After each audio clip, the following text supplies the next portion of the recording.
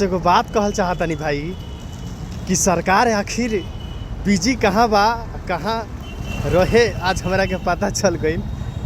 आप सब सरकार के गरीब लाचार के आखिर काहे नइखे ध्यान मिलत, काहे नइखे गरीब ऊपर ध्यान देवल जात। आप सबसे बतावत तनी कि आज हमारा सरकार तो बालू माफिया, ज़मीन माफिया पर ध्यान बा सरकार के, तो कहाँ से आखिर